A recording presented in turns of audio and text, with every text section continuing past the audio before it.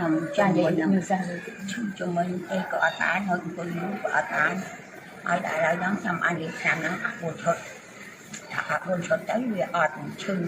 វាឈប់ឈឺទៅហើយខ្ញុំចេះលេខបន្តទៅទីទៅចេះតែលេខទៅកុំឲ្យវាឈឺឆ្លែណាហើយនិយាយដឹងឆ្នាំហ្នឹងពីណាមកដឹងឆ្នាំហ្នឹងទៅខ្ញុំកូនខ្ញុំវាទិញឲ្យ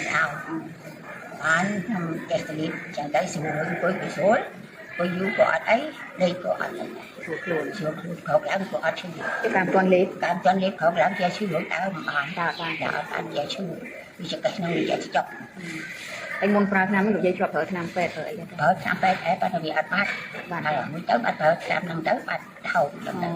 ចឹងហើយដើរស្រួលអីស្រួលទៅអត់អីទាំងស្រួល